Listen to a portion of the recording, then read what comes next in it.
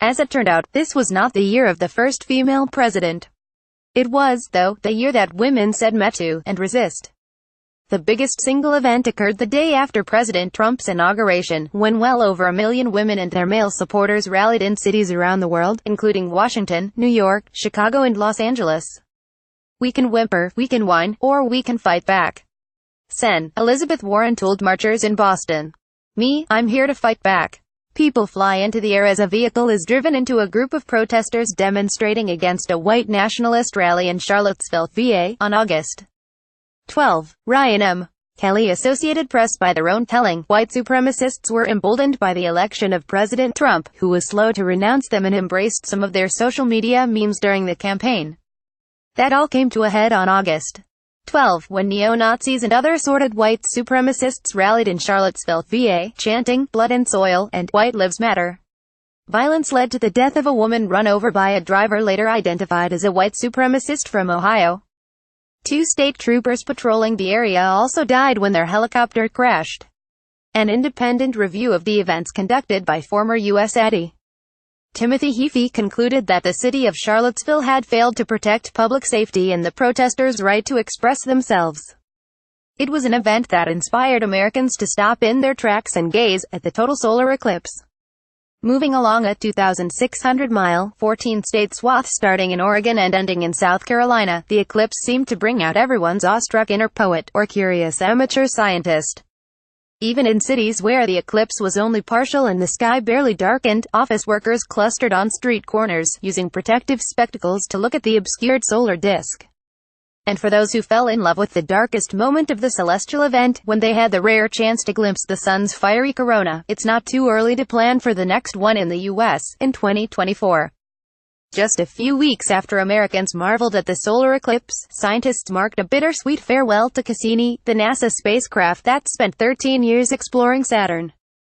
Cassini, whose breakthrough discoveries revolutionized the search for life beyond Earth, disintegrated in the ring planet's cloud tops. NASA had extended the spacecraft's original 4-year mission twice.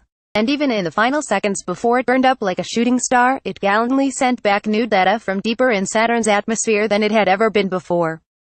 Residential streets east of downtown Houston are filled with muddy water.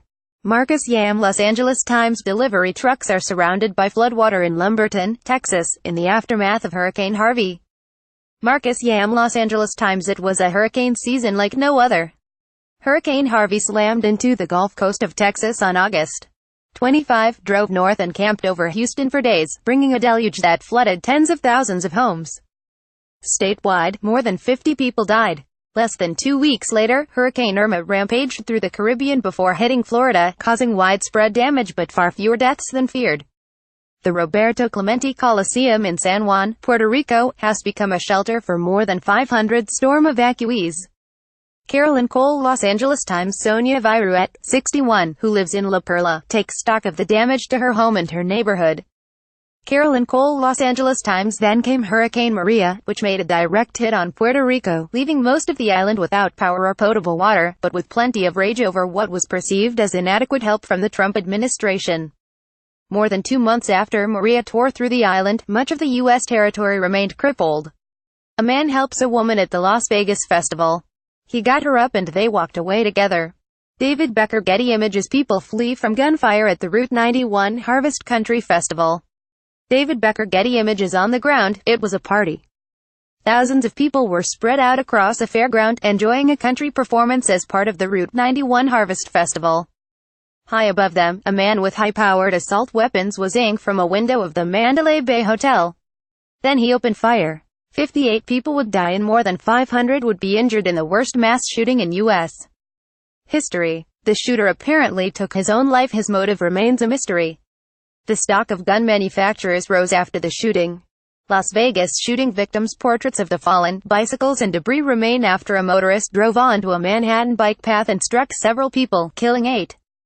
Craig Ruddle. Associated Press. After it was done, after authorities said he killed 8 people by driving a rental truck along a popular bike path in Lower Manhattan, Seosapov lay in his hospital bed, said he felt good about what he had done, and asked for an Islamic State flag to be hung in the room. Saipov, a legal immigrant from Uzbekistan, was yet another acolyte who had been radicalized by Islamic State and allegedly took it upon himself to kill as many people as possible. New York refused to bow. The New York Marathon went ahead as scheduled the following Sunday. "I left my bodyguard at home," one spectator joked. Crosses stand in Sutherland Springs, Texas, to honor the 26 victims killed at the First Baptist Church of Sutherland Springs, where a gunman opened fire at a Sunday service. Scott Olson, Getty Images. The killer was methodical, relentless. He marched through the church with an AR-15 style rifle and mowed down everyone he saw, adults, teenagers, babies. His target was as soft as they come. First Baptist Church of Sutherland Springs, Texas, a welcoming place whose congregants included the shooter's mother-in-law, with whom he was apparently having a dispute. In the end, 26 people were killed, including the daughter of Pastor Frank Pomeroy. "I know everyone who gave their life that day," Pomeroy said a week later, wiping away tears. "I guarantee they are dancing with Jesus today." Copyright 2017, Los Angeles Times.